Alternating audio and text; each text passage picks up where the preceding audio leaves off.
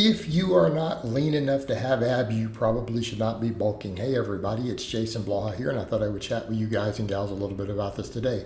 Now, when I make that statement, obviously there can be exceptions to that rule. So I want to be clear, I'm giving this as a general guideline. Obviously, if someone is extremely underweight, and they still don't have abdominals, it makes sense for them to do a nice, steady, slow bulk, because oftentimes a lot of even really skinny guys just don't have abs yet, and that's okay. But generally speaking, if we want to be fit, if we want to be in shape, and you can't see your abs, you shouldn't be bulking. And I've leaned more in this direction the longer I have done this over the years, because I've come more to the perspective that yes, we should be fit, we should be healthy, we should be lean. If we're going to lift, it's not just all about the strength. We should try to look good, right? We should be trying to look good. It's good for our self-esteem. It's good for, everything around us. Like, you're going to feel better about yourself if you look good.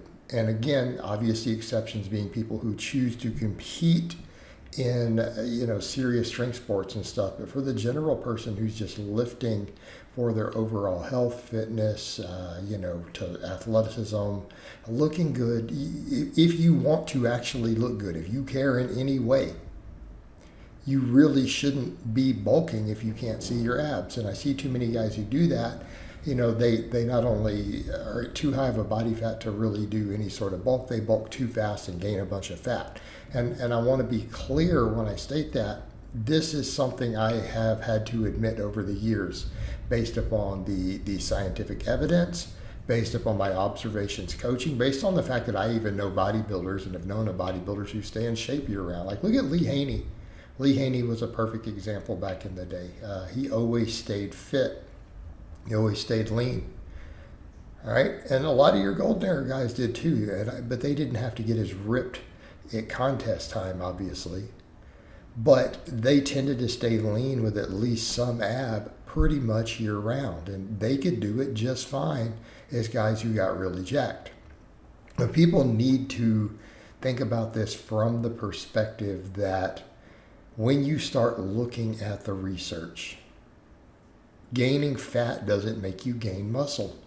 Again, obviously, if you're shredded to the bone and you just finished a bodybuilding show, that's a little different. But for people who are, 9, 10%, 11% body fat, 12%, right? When you're in that point, gaining a bunch of fat to gain muscle is simply not necessary. It's just not. And when we look at some of those studies, what do they show us? That literally gaining a pound a month for most people, especially once you finish the early novice phase, if you gain a single pound of body weight per month, you will maximize your muscle growth in terms of the nutrition side and the calorie surplus. And a calorie surplus isn't even always necessary to even gain muscle. Recomposition happens in the lab, even in advanced lifters, all the time. Plenty of studies have found it. So when guys are like, but I want to gain faster, well, you're just getting fat. That's all you're doing. So I'm not telling people not to bulk. I'm saying bulks need to be very, very slow. They can generally be lean gains. Okay. Now, that being said, you don't need to do that. So if you don't have abs, and this is going to be my general rule, I think, and I think this should apply to most people. If you don't have abs, there's no reason for you to gain any significant body weight to gain muscle. There just isn't. It's not necessary. Because you're going to have to cut that fat later anyways. And what I want people to understand, if you gain fat too quickly, you start gaining a bunch of fat. Not only do you not gain a single drop more muscle, you're going to have to spend time trimming it off later. You're also going to lose a little bit of muscle when you go to trim it unless you do a very slow cut. So what you'll see happen, is guys just spin their wheels because of it. Because they get too fat too quick and then have to cut it down. And then they never look good and they're never happy. They lose motivation. All right? It's not a workable system. What is workable is for you to get lean enough to see your abs. And I get it. If you're a completely skinny novice with no base, all right, a little bit different. but you've been lifting just a little bit. You've been training just a little bit, right? Diet down. Diet down to where you can at least see some ab. You don't have to be ripped. You don't have to have a deep six-pack, but you need to be able to see your abs. That's what I'm going to recommend before you even worry about gaining any body weight. Right? And then when you go to bulk, it can be slow, 1 pound a month. I have seen guys absolutely maximize their gains, gaining 1 pound a month. I've seen taking clients, from a low 400 squat to a 500 squat, doing literally 10-pound bulks every year and then cutting. Okay? Trimming back down for 6 weeks at the end of their 10-pound bulk. People say, how can you can't gain it? You can absolutely gain that slow. And that comes back to my other point. You can recomposition. So we come over to the question. People say, well, what am I supposed to do if I can't then fully see my abs? Well, if you don't want to cut, you still want to focus on gains, recomposition. Okay? In other words, if you're at 170 pounds, stay at about 170 pounds.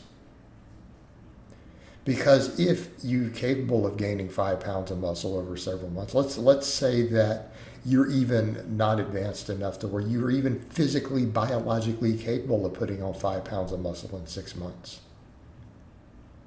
If you have enough fat that you're a little squishy, you don't need a surplus to gain. You could recomp that 5 pounds in 6 months. So what's going to happen? Your body fat percentage is going to go down 2%.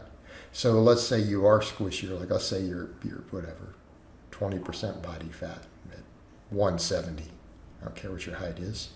And you gain that 5 pounds of recomp. Well, you're going to drop to 18% body fat in that 6 months. Okay?